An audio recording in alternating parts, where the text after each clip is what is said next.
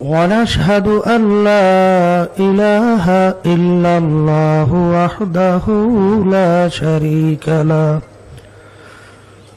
ونشهد أن محمدا عبده ورسوله أما بعد فأعوذ بالله من الشيطان الرجيم بسم الله الرحمن الرحيم يا أيها الذين آمنوا صلوا عليه وسلموا تسليما اللهم صل على سيدنا ونبينا شفيعنا وحبيبنا ومولانا محمد صلى الله عليه وعلى آله وأصحابه وبارك وسلم اللهم صل على سيدنا ونبينا شفيعنا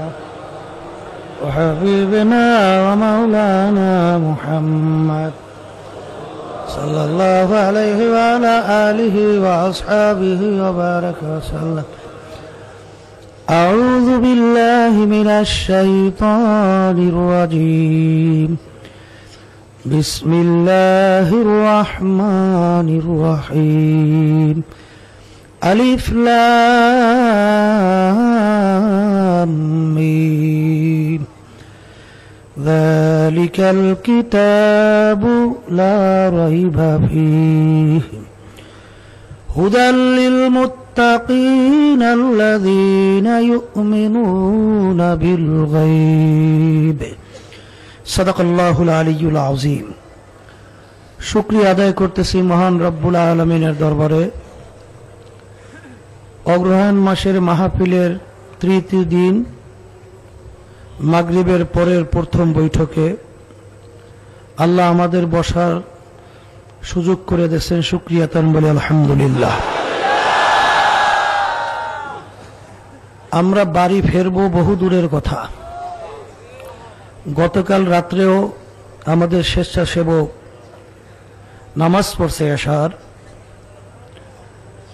এরপরেই খবর আসলো দুনিয়াতে নাই। ফজরের সময় জানাজা নামাজ পড়াইয়া সে বলছিল যদি আমি চরমনাইতে ইন্তেকাল করি, ওই ডাইন দিকে ওই দূরে মনে হয় মাইকে শব্দ পাওয়া যায় না, মাইকের এমন সমস্যা করে কেন বুঝলাম তো না কিছু, খালি ইউনিট কাইটে যায়, কারণটা কি? ও লাগাইতে গেছে, অস্থির হইন না। আল্লাহ চরমনাইতে তাকে দাফন করা হয়েছে। আসলে আমরা মৃত্যুর কথা ভোলার কারণেই আমাদের থেকে যত অন্যায়, যত অবিচার, যত ঘুষ সুদ, যত জুলুম প্রকাশ পাইতেছে। যদি কোনো আসামি জানে 1 ঘন্টা পরে আমার ফাঁসি হবে, যত দুনিয়ার লোভনীয় জিনিস তার কাছে পেশ করলেও ওর প্রতি তার কোনো আগ্রহ জমবে না, কারণ সে জানে 1 ঘন্টা পরে আমি আর দুনিয়াতে থাকবো না। এই জন্য ইসলামের নিয়ম এবং দুনিয়াদারদের নিয়ম সম্পূর্ণ উল্টা। ইসলামের থিওরি হলো দৈনিক যদি কমপক্ষে 20 বার মৃত্যুর কথা স্মরণ করতে পারো, শহীদের দরজা পাইয়া বিনা হিসাবে বেহেশতে যেতে পারবা। আর দুনিয়াদারদের থিওরি হলো মানুষের জন্য মৃত্যুর কথা স্মরণ না আসে, এর জন্য দেখবেন তাদের সমস্ত প্ল্যান, প্রোগ্রাম, কার্যক্রম সব চিত্ত বিনোদন, খাওলা ফুর্তি করো, এরপর দুনিয়া থেকে বিদায় নিয়ে চলে যাও গরু ছাগলের মতো। আমি অনেক সময় বলি, দেখবেন হাজিরা হজ করতে যায় আল্লাহর মেহমান, সেখানেও দেখবেন সুন্দরী সুন্দরী মেয়েদেরকে অর্থাৎ খাদেমা হিসাবে নিযুক্ত করে, কেন বিমানের ভিতরে মানুষ উঠলে তো মৃত্যুর ভয় একটু বেশি থাকে, যে বাস অ্যাক্সিডেন্ট করলে অনেক সময় মানুষ বাইচা যায়, লঞ্চ ডুইবে গেলেও অনেক মানুষ বাঁচে, কিন্তু বিমান অ্যাক্সিডেন্ট করলে তেমন একটা বাঁচার আশা নাই। তো ওই সুন্দরী সুন্দরী মেয়েদেরকে এমন ভাবে রাখে যেন তার দিকে নজর থাকে, মৃত্যুর কথা যেন স্মরণ না আসে। আল্লাহ রসুল সাল্লাল্লাহু আলাইহি ওয়াসাল্লাম বলছেন, আলী রাদিয়াল্লাহু তাআলা আনহু, আলী তুমি মৃত্যুকে কত দূরে মনে করো? আলী রাদিয়াল্লাহু তাআলা বলছিলেন, ইয়া রাসূলুল্লাহ, ইয়া হাবিবাল্লাহ, আমি যখন নামাজের জন্য ওযু করতে যাই তখন আমি খেয়াল করি আমার শেষ জীবনের ওযু এই, সামনে রক্তের নামাজের জন্য মনে হয় সুযোগ আর পাওয়া যাবে না। আল্লাহ রসুল বলছিলেন, আলী তুমি তো ভুল করছো, মৃত্যু তো এত দূরে না। এক নামাজ থেকে অন্য নামাজ আসতে মাঝখানে অনেক সময়ের ব্যবধান, কিন্তু তুমি এইভাবে খেয়াল করো ডান দিকে সালাম ফিরেছো, বাম দিকে সালাম ফিরাতে পারো কিনা। কিছুদিন আগেই দেখছেন বাংলাদেশে ডিসি সাহেব মোবাইলে কথা বলতেছে, হাঁটতেছে, ওই হাঁটা অবস্থায় টাস করে পড়ে গেছে। এরপরে সংবাদ হলো আর নাই, আর কোনোদিন আসবে না। এই জন্য আমার বাজানদেরকে বলবো, চরমোনাইতে আসছেন, কি নিয়ে বাড়ি রওনা করলেন? আবার আগামী ফাল্গুনে মাহফিল হবে, আসবেন, বহু দূরের কথা। এর ভিতরে সংবাদ আসবে অনেকে নাই। এই জন্য আমার বাজানদেরকে বলবো, পর্দা আলে মা বোনদেরকে বলবো যে আপনারা জানেন একটা ঘটনা বারবার বলা হইতো যে বাদশার কাছে, বাদশা মুরিদ হয়েছিল পীর সাহেব হুজুরের কাছে। পীর সাহেব হুজুর বাদশাকে সবক দিছে যে বাবা দৈনিক 100 বার মৃত্যুর কথা স্মরণ করবেন। বাদশা হুজুরের কথা রক্ষার্থে স্মরণ দিয়ে তাসবির গোটা তৈরি করছে। সকাল সন্ধ্যায় বসে বাদশাহী কায়দায় তাসবি টানে, মউত মউত মউত জিকির করে। কয়বার? 100 বার। কিছুদিন জিকির করার পরে বাদশা যাইয়া হুজুরকে বলে, হুজুর আপনার কাছে তো মুরিদ হয়েছি, সবক চাইছিলাম, আমার তো কোনো পরিবর্তন নাই, যেই সেই যে দেখতেছি। তখন হুজুর বলছেন, বাবা আপনি সবক আদায় করেন না? বলে হুজুর করি তো। বলে কিভাবে করেন? বলে হুজুর আপনার কথা সম্মানার্থে আমি স্মরণ দিয়া তাসবির গোটা তৈরি কইরা সকাল সন্ধ্যায় বসে আমি 100 বার মউত মউত জিকির করি। তখন হুজুর বলছিলেন, বাবা আপনাকে আমি যেইভাবে আসলে জিকির করার জন্য মউতের বলছি সেইভাবে জিকির হয় না। বলে হুজুর কিভাবে করতে হবে? বলে আমি একদিন হাতে নাতে শিক্ষা দেব। হুজুর বাদশার দরবারে গেলেন, যাইয়া দেখে বাদশাহ রাজ সিংহাসনে বসা। হুজুর বলতেছেন, বাবা আপনি যে বসা আছেন ওইটা কি? বলে হুজুর এটা রাজ সিংহাসন। বলে ওখানে আমাকে একটু বসতে দেওয়া যায় না? বলে হুজুর এখানে কাউকে বসতে দেওয়া যায় না, এটা রাজ সিংহাসন, বাদশাহ ছাড়া কেউ বসতে পারে না। বলে এখানে যে বসে সেই রাজা। বলে বাবা আমাকে একটু বসতে দেওয়া যায় না? বলে হুজুর আপনি তো হুজুর মানুষ, আপনার তো লোভ টোপ নাই, আপনাকে দেওয়া যাইতে পারে। বলে বাবা একটু দেও। তা বাদশাহ হুজুরকে বসতে দিচ্ছে। বলে বাবা আমি এখন বাদশাহ? বলে হ্যাঁ হুজুর আপনি বাদশাহ। বলে আমি যে হুকুম করি তাই হয়? বলে হুজুর তাই হয়। হুজুর বসে বসে, জল্লাদ এদিকে আসো। হুকুম অনুযায়ী সঙ্গে সঙ্গে পালন। জল্লাদ এসে গেছে। বলে বাদশাকে বান্ধু, তাকে কতল করতে হবে। যেই বাঁধছে কতল করতে হবে, সঙ্গে সঙ্গে শৈল ভিতরে কম্পন উঠে গেছে, থর থর থর করে কাঁপতে কাঁপতে বেহুশ হয়ে গেছে। তখন হুজুর বলতেছে, জল্লাদ বাদশার উপর থেকে কতলের হুকুম উঠাই নিলাম, কানে কানে বলো আপনাকে কতল করা হবে না। অনেক সময় বলার পরে হুশ আসছে, কিন্তু শরীরে কম্পন যায় না। তখন হুজুর জিজ্ঞেস করে, বাদশা আপনার এই অবস্থা হইলে কেন? বলে হুজুর আমি তো বাদশা, আমি তো আইন জানি। যখন আপনি বলছেন তাকে বান্ধ কতল করতে হবে, তখন আমার ভিতরে একই নাই, বিশ্বাস এসে গেছে আমি আর দুনিয়াতে নাই। তো যখন দুনিয়াতে নাই, এটা বিশ্বাস এসে গেছে, তখন কি হয়েছে হুজুর আমি নিজে বলতে পারি না। তখন হুজুর বলতেছেন, বাবা আপনাকে যে আমি দৈনিক 100 বার মৃত্যুর কথা স্মরণ করতে বলছি, ওই 100 বারে সবে মাত্র একবার হয়েছে। ওই বৈশে বৈশে মৌত মৌত এই জিকির করতে বলি নাই। কথা বোঝেন? বাজানদের মনে রাখা লাগবে, সেকেন্ডের কিন্তু ভরসা নাই, নিঃশ্বাসের বিশ্বাস নাই। কার কখন কোন সময় ডাক আসবে এত কারো জানা নাই। কি আছে? এরকম কত ঘটনা বাংলাদেশে অহরহ ঘটতেছে। আমি বিশেষ করে যারা চরমনাইতে আসছেন অনেক নতুন লোক দেখলাম। দেখা করার সময় বিশেষ করে মনে হয় যেন বেশিরভাগই লোকের নতুন মনে হইল। কারণ হুজুর চরমনাইতে নতুন আসছি। আসলেন কেন? রওনা করছেন কি নিয়ে রওনা করছেন? এই জন্য আমার বাজানদেরকে বলবো, এই প্রায় 2 দিন 3 দিন পর্যন্ত আপনারা বয়ান শুনতেছেন, হয়তো এখনো কেউ এরকম থাকতে পারেন যে এখন আপনাদের দিল পুরোপুরি নরম হয় নাই। কথা ঠিক না বাজান? আজকে শেষ বৈঠক, আগামী দিন এই বৈঠক এই মজলিস আর থাকবে না, কারো জন্য জীবনে শেষও হতে পারে। এই জন্য আমি বলবো, আমি কোরআনুল কারীমের শুরুর আয়াত তেলাওয়াত করে শুনাইছি। যারা মানুষ তারা কিন্তু বুঝবে, বিশ্বাসও করবে, সেই অনুযায়ী আমলও করবে। যারা মানুষ তারা কিন্তু চিন্তা করবে, দুনিয়ার ভিতরে লক্ষ লক্ষ কিতাব বই পুস্তক আছে না নাই? কোন কিতাব কোন বইয়ের শুরুতে কোন লেখক কিন্তু লিখতে পারে নাই আমার কিতাবে বইতে কোনো ভুল নাই। বরঞ্চ লেখক লেখে, আমার কিতাবে বইতে ভুল হলে জানাবেন, পরবর্তী সংস্করণে আমি সংশোধন করব।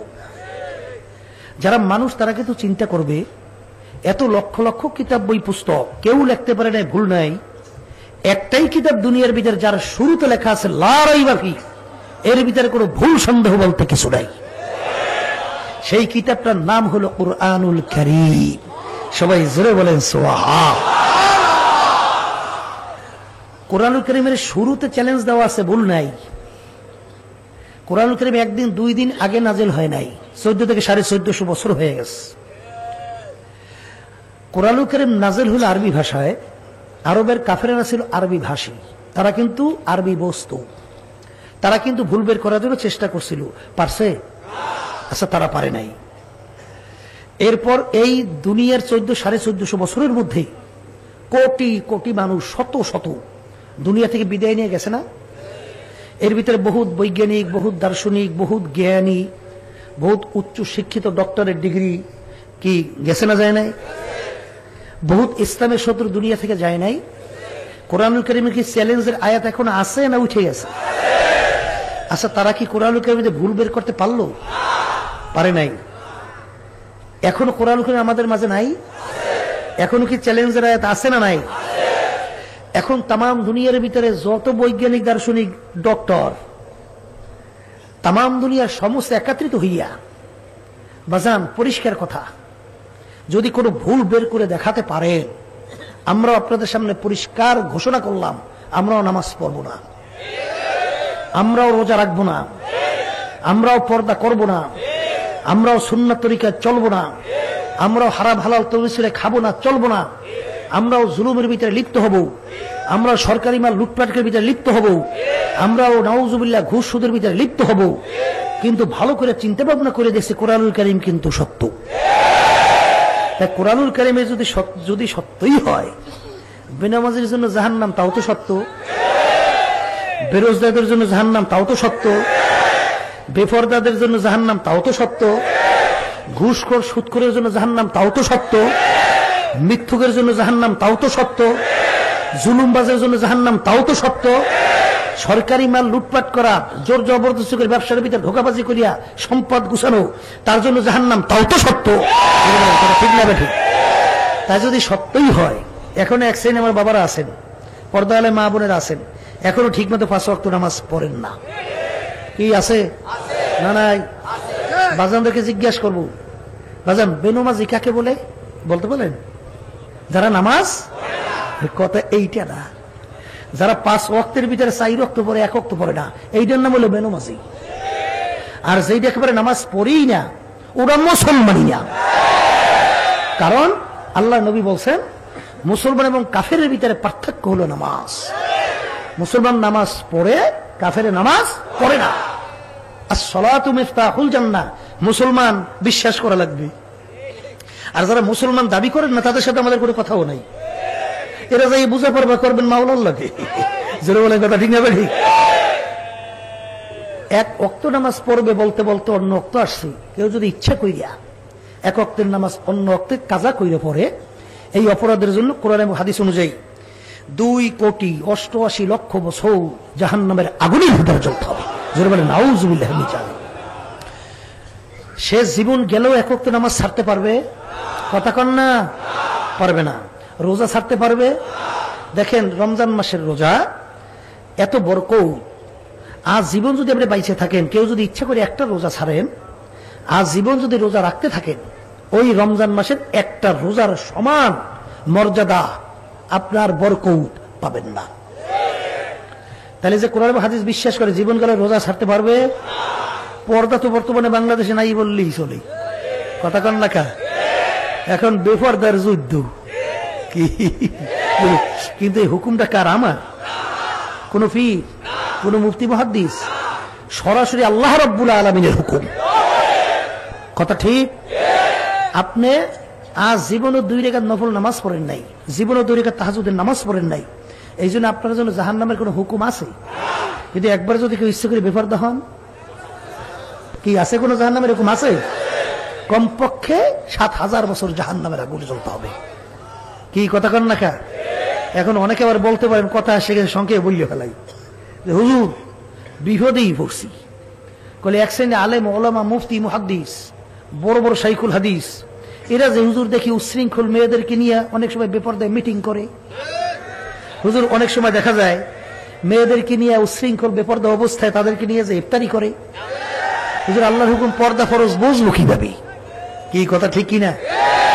বাজার একটা কথা মনে রাখবেন, পর্দা আল্লাহর হুকুম ফরজ। কথা ঠিক? কোন আলেম ওলামা মুফতি মুহাদ্দিস কোন পীর শরীয়তের দলিল না। শরীয়তের দলিল হলো কোরআন এবং হাদিস। কথা ঠিক না? তাইলে পর্দা আল্লাহর হুকুম ফরজ, এটা বোঝা লাগবে। যে যত বলুক, এরপরে অনেকে বলে কি হুজুর উপায় তো নাই, মন্দের ভালো। কি কয়? মন্দের ভালো হুজুর, এখন উপায় নাই, করব কি? এরকম বিভিন্ন কথাবার্তা কয় কি কয় না? কথা এসে গেছে, সংক্ষেপে প্রথম বললেই ফেলাই, এই লোকটাকে বলবো, পর্দা আলে মা বোনদেরকে বলবো। বাজার বর্তমানে বাংলাদেশের ভিতরে আমি অনেক সময় বলি, শতকরা প্রায় 92 জনের মতো মুসলমান। কথা ঠিক? বাংলাদেশের 3.5 লক্ষের মতো মসজিদ আছে না নাই? এই বাংলাদেশের 70,000-এর মতো মাদ্রাসা আছে না নাই? তাইলে 3.5 লক্ষের মতো মসজিদ, 70,000-এর মতো মাদ্রাসা, বাংলাদেশে পীর মুরিদের তো অভাব নাই। কোটি কোটি মানুষ পীর মুরিদের সঙ্গে জড়াই আছে না নাই? হাজির কোনো অভাব আছে? নামাজে কি কলেমাকে মুসলমান দিনদারের অভাব আছে? কিন্তু এই বাংলাদেশে এত মুসলমান থাকার পরেও আজকে বাংলাদেশের ভিতরে চলছে প্রচলিত গণতন্ত্র, যার প্রবক্তা হল আমেরিকার আব্রাহাম লিঙ্কন, খ্রিস্টান। সে থিওরি দিছিল government of the people, by the people, for the people. এক কথায় তিনি বুঝাতে চান, সমস্ত ক্ষমতার মালিক জনগণ।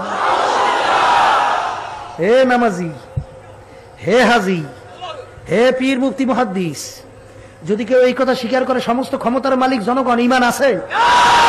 তার ইমান যদি না থাকে, তার নামাজের কি মূল্য? রোজার কি মূল্য? পর্দার কি মূল্য?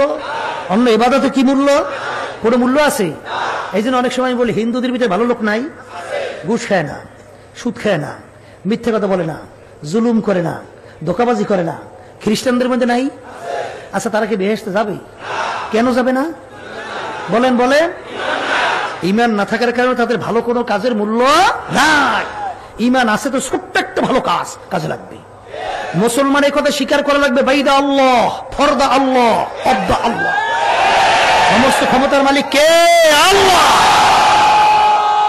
এই কথা স্বীকার করার পরে সে আপনার নামাজ কাজে লাগবে, রোজা কাজে লাগবে, ইবাদত কাজে লাগবে। এই জন্য আমার বাজানদেরকে বলবো, অনেকে বলতে চায় হুজুর বাংলাদেশে মন্দের ভালো। কি ভালো?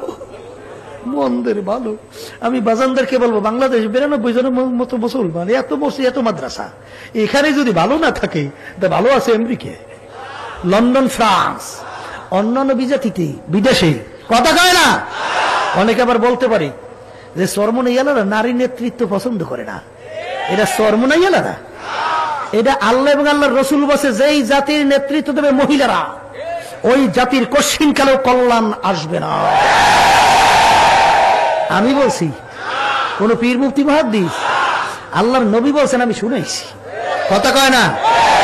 এই জন্য আমার বাজানদেরকে বলো মনদের ভালোটা কি, হ্যাঁ মনদের ভালোটা কি, আমি এই বলি মনদের কোনো ভালো আছে বাংলাদেশ মধ্যে ভালো নাই? অনেকে বলে কি জানেন, এক মহিলা আর এক মহিলা ভালো, কথা ঠিক না? আমি বলতে পারি আপনি হাদিস পড়তে পারেন, পড়াতে পারেন, শুনতে পারেন, বিশ্বাস করেন নাই। যদি বিশ্বাস করতেন, আল্লাহ নবী বলছেন যে জাতির নেতৃত্ব মহিলা দেবে সেই জাতির কশিনকালেও কল্যাণ আসবে না। সেই হিসাবে আমি বলবো যে বাজান, আবার কইতে পারেন হুজুর আপনারা এইরকম কাণ্ড কারণ করেন কেন? করি এই জন্য, ইন্নী জাইলুন ফিল আরদি খলিফা, আল্লাহ ওলামায়ে কেরামদেরকে এবং মানুষদেরকে আল্লাহ তার প্রতিনিধি হিসেবে দুনিয়ায় পাঠাইছে। আর ওলামায়ে কেরাম হইল নবীর নায়েব এবং নবীর প্রতিনিধি। জোরে বলেন কথা ঠিক না? ঠিক। এর জন্যই বলা লাগে। তাই যেই কথা আমি প্রথম শুরু করছিলাম, আপনাদের কি মত? কোরআন কারীমে ভুল আছে? ভুল নাই? মনে করছেন একটু ইংরেজি শিখে শিক্ষিত হইছে, এই একটু বাংলায় শিখে শিক্ষিত হইয়ান ধরা খেসরা জ্ঞান মনে করেন না? অনেকে আবার খারাইও মতে, ওরে সর্বনাশ, এ আমার সাহেব হয়ে গেছে। আমি জিজ্ঞাসা করি, যার ভিতরে মানবতা আছে, যার ভিতরে লজ্জা, যার ভিতরে শরম আছে, সে কোনোদিন মানুষের ভিতরে এরকম রাস্তার পাশে দাঁড়াইয়া প্রস্রাব করতে পারে? ওরা কি মানুষ? এটা করে কে এত বোঝেন নাই? কারণ আছে, কারণ আছে। এর কারণ হলো বাংলাদেশের এই ইউনিভার্সিটির ভিতরে দারুইনের থিওরি পড়ায়। দারুইন নাকি থিওরি দিচ্ছে মানুষ নাকি আল্লাহ সৃষ্টি করে নাই। যদি বলে নাউজুবিল্লাহ, মানুষ নাকি বানর থেকে সৃষ্টি হয়েছে। এইটা বাংলাদেশে ইউনিভার্সিটিতে পড়ায়, বিশ্বাস করছে এই জন্যই তো পড়ায়, নাহলে পড়াইবে কেন? কলে দারুইন বানর থেকে মানুষ হয় কিভাবে? কলে বানরের অনেক পার্টসের সঙ্গে মানুষের অনেক পার্টসের মিল আছে। তাহলে বানর মানুষ হইল কিভাবে? বলে বানর জঙ্গলের ভিতরে লাফাইতে লাফাইতে গাছের ঘষায় ঘষায় লেস পড়ছে, পশম পড়ছে, অটোমেটিক মানুষ হইছে। বলে এই বেটা, এটা কোনো থিওরি? বলে হইবে না কেন?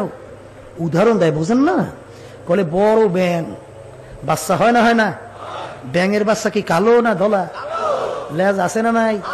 দারুইন উত্তর দেয়, কলে ছোট ব্যাঙের বাচ্চা, ওর যদি শরীর কালো হইতে পারে আর লেজওয়ালা যদি হইতে পারে, বড় হইলে লেজ পড়িয়া অটোমেটিক শরীর রং পরিবর্তন হইয়া অন্য রং, অন্য রূপ যদি ধারণ করতে পারে, বানরের অনেক পার্সের সঙ্গে মানুষের অনেক পার্সের মিল আছে, কেন বানর লাফাই দিলে মানুষ হইবে না? এই থিওরি বিশ্বাস করছে এবং বান্দর মার্কারা পড়ায় পড়ে। বলে কথা ঠিক না? ঠিক। বাজানদেরকে বলবো, এ দারুইন, তুমি যে থিওরি দিছো, বলো তো কোন যুগে, কোন সনে, কোন তারিখ, কোন দেশে, কোন জঙ্গলে, কোন বানরটা লাফাইতে লাফাইতে লেস পড়িয়া পশম পড়িয়া মানুষ হইছে, এই তারিখটা কও। জোরে বলে কথা ঠিক না? ঠিক। এরপর একটা দুনিয়ার নিয়ম আছে। এই আল্লাহর বান্দারা, বানর কি এখনো দুনিয়ায় আছে না নাই? ওগুলো কি সভ্য হয়ে গেছে, এখন লাফালাফি করে? তাহলে আগে যদি দুই একটা বান্দর লাফাইতে লাফাইতে লেস পশম পড়িয়া মানুষ হইতে পারে, এখন দেখতে হবে না কেন? এই কথা তাহলে বুঝে গেল জানোই তোর থিওরি ঠিক নাই। কলে তা ব্যাঙের বাচ্চা এখন হয়, লেজ হয়, শরীর কালো, তাহলে বুঝে গেল আল্লাহ সৃষ্টির ওর পদ্ধতি তৈরি করছে এইভাবে। বলেন কথা ঠিক কিনা?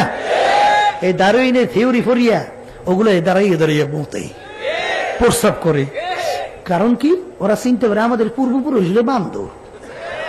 পূর্বপুরুষ কি বান্দরে কি বই বই প্রস্রাব করে না, খারাই খারাইয়া? তাহলে ওরা চিন্তা করছে আমরা বান্দরের জাত, আমরা দাঁড়াই দাঁড়াই দিলাম সাটিয়া। নাহলে যার ভিতরে মানবতা আছে, ও কি কোনো সময় দাঁড়াই প্রস্রাব করতে পারে? এই জন্য আমার বাজানদেরকে হলো, পর্দা আলে মা বোনদেরকে বলবো, বাজান এই থিওরি ফইয়া আমার এখনো মনে আছে, ইউনিভার্সিটি একটা ছেলে বলছিল যে আমার দুঃখ হয়, কষ্ট লাগে যে এখনো মানুষকে কেন বুঝাতে পারলাম না যে আল্লাহ বলতে কিছু না। জোরে বলে নাউজুবিল্লাহ। এ কপাল ফোড়ারা, ভালো করে বোঝো, দেখেন আল্লাহর নাম যে আল্লাহ, তার নামের ভিতরেই পরিচয়, কথা ঠিক না? দেখবেন হিন্দুরা কি বলে ভগবান, কি বলে? এই ভগবানের কি স্ত্রীলিঙ্গ হয় না, হয় না? ভগবতী কি হয়? আচ্ছা, এই খ্রিস্টানরা বলে ঈশ্বর, ঈশ্বরের কি স্ত্রীলিঙ্গ হয়? ঈশ্বরী। কি কথা হয় না, হয় না? এরকম দেখবেন ওই ইংরেজরা বলে গড, তাই গডের স্ত্রীলিঙ্গ হয় গডেস। কি হয়, কি হয় না? তামাম দুনিয়া একটাই শব্দ যার স্ত্রীলিঙ্গ নেই, তার নাম হলো আল্লাহ। তারপরে স্ত্রীলিঙ্গ নাই। যেটা বলে কথা ঠিক কিনা? ভগবানের ভ যদি বাদ দেন থাকে কি? বান। কি?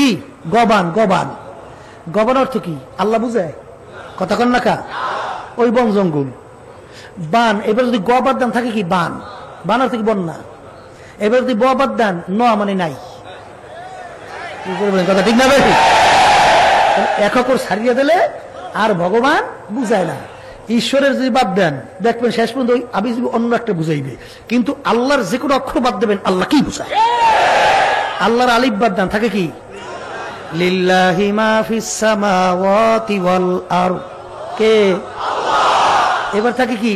লাম বাদ দেন থাকে কি? লাহু মা ফিস সামাওয়াতি ওয়াল আরদ। কে?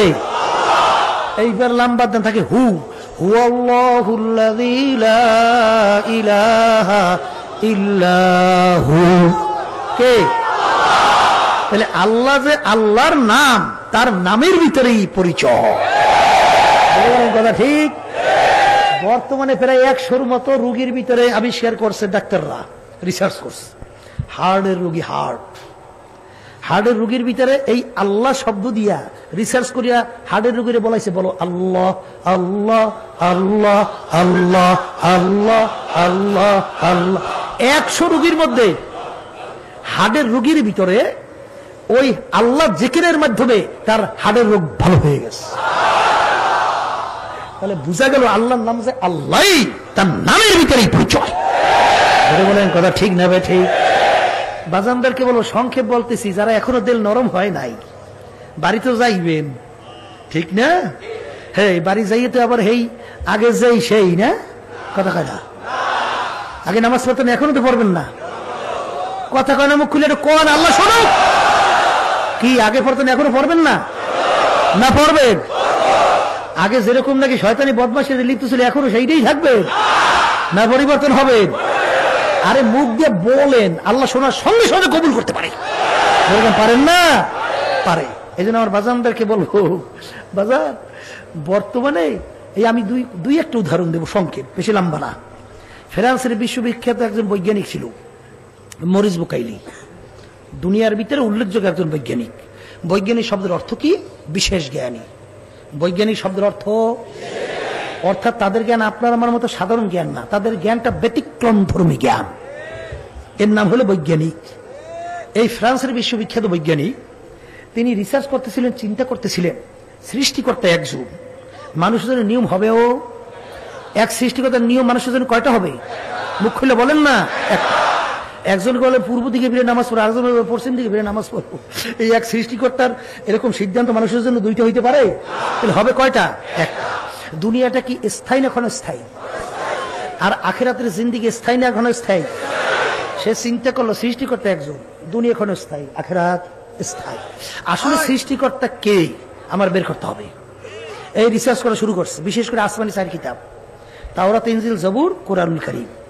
তিনি তাওরাতের ব্যাপারে রিসার্চ করে দেখে লন্ডনের তাওরাত এক ধরনের, এই আমেরিকায় যাই দেখে আরেক ধরনের, ফ্রান্সে দেখে এক ধরনের, জবুরেরও মিল নাই, ইনজিলেরও মিল নাই, কিন্তু কোরআনুল কারীম যেখানে রিসার্চ করে নোক্তারও পরিবর্তন নাই। শুধু তাই না, ওসমান গনি রাদিয়াল্লাহু তাআলা আনহু তিনি যে হাতে কোরআনুল কারীম লিখছিলেন, সেই কোরআনুল কারীম এখনো মদিনা শরীফ, এখনো এই মসজিদে নববীর পাশেই মিউজিয়াম, জাদুঘরের ভিতরে এখনো সংরক্ষিত আছে। তিনি সেই কোরআনুল কারীম রিসার্চ করে দেখছেন, হাতের লেখা, সেখানেও তিনি তাকাইয়া দেখছেন একটা নোক্তার পরিবর্তন নাই। কথা বোঝেন নাই? এরপরে তিনি এক পর্যায়ে কলেমা পড়ে মুসলমান হয়ে গেছে। মুসলমান হয়ে তিনি একটা বইও লেখছেন, বাইবেল, কোরআন ও বিজ্ঞান, প্রায় 400-450 পৃষ্ঠা ব্যাপী। তার ভিতরে তিনি প্রমাণ করছেন সৃষ্টিকর্তার একমাত্র কিতাব দুনিয়া, তার নাম হলো আল কোরআন, আর ধর্মের নাম হলো ইসলাম। তিনি মুসলমান হয়ে গেছে। বাজান, এই যে আমাদের পাশের রাষ্ট্র ভারত, মানুষ দুনিয়াতে মূলত 3টা জিনিস বেশি চায়। একটা কি চায়? খুব সম্মানিত হইতে চায়। প্রত্যেকটা মানুষের কিন্তু একটা চাহিদা আছে, আমাকে মানুষ সম্মান করুক। কি চাহিদা আছে না? নাই। আর একটা কি চায়? খুব অর্থ সম্পদের মালিক হতে চায়। কি কথা ঠিক না ভাই? ঠিক। আর একটা কি চায়? বড় শিক্ষিত হইতে চায়, ঠিক না? আমাদের পাশের রাষ্ট্র ভারত, শিব শক্তি মহারাজ, দুনিয়ার দিক থেকে যদি আপনি আলোচনা পর্যালোচনা করেন, দেখবেন তিনি 8 থেকে 9টা ভাষায় ছিল ডক্টরেট ডিগ্রি, 9 ভাষায় ডক্টর। আর বর্তমানে বাংলাদেশে 1 ভাষায় ডক্টরেট নিতেই তো চুল ফুরিয়ে যায়। জোরে বলেন কথা ঠিক না ঠিক? এই ছিল তার শিক্ষা যোগ্যতা। সম্মানের দিক থেকে প্রায় 50 কোটি কম বেশি হিন্দু তাকে ধর্মীয় ভগবান মানত এবং তার সামনে নমস্কার দিত। এই ছিল তার সম্মান। অর্থের দিক থেকে শত শত কোটি টাকার ছিল তিনি মালিক। কিন্তু তিনি চিন্তা করলেন, সৃষ্টিকর্তা কয়জন, মানুষের নিয়ম কয়টা, রিসার্চ করা লাগবে। তিনি তো সব বোঝে। রিসার্চ করতে যাইয়া দেখে একমাত্র দুনিয়াতে সৃষ্টিকর্তার কিতাবের নাম আল কোরআন আর ধর্মের নাম হলো ইসলাম। তিনি সিদ্ধান্ত নিয়ে ফেলছেন, আমি এই দুনিয়ার সম্পদ, দুনিয়ার সম্মান, দুনিয়ার এই অর্থ দিয়ে আমি করব কি? এ তো দেখতে না দেখতে শেষ হয়ে গেল। আমার ওই আখিরাতের জিন্দেগি শুরু আছে, শেষ নাই। ওই আখিরাতের জিন্দেগির পুঁজি সম্বল এখান থেকে আমার কামাই করার পরে রওনা করতে হবে। তিনি সিদ্ধান্ত নিয়েছে মুসলমান হবে। কিন্তু তার মুসলমান হওয়া এত সহজ? যে কোনো মুহূর্তে বুলেট তার বুকে ঢুকবে, এইটাই তো স্বাভাবিক। কথা বলেন, তাকে সরকার রাখবে? তার সম্পদ থাকবে, সব বাজেয়াপ্ত হয়ে যাবে না? তার সম্পদ যায়, জানের ভয়। আচ্ছা বলেন তো, সম্মান থাকবে? সম্মানও যায়। এরপর স্ত্রী থাকবে, তাও তো যায়। আত্মীয় স্বজন, তাও তো যায়। তারপরেও তিনি সিদ্ধান্ত নিয়েছেন মুসলমান হবি। রাত্রে ঘুমাইয়ে নিস, ঘুমের ঘরে দেখে মুহাম্মদুর রাসূলুল্লাহ সাল্লাল্লাহু আলাইহি ওয়াসাল্লাম ঘুমের ঘরে তার পাশে এসে দাঁড়িয়ে গেছে।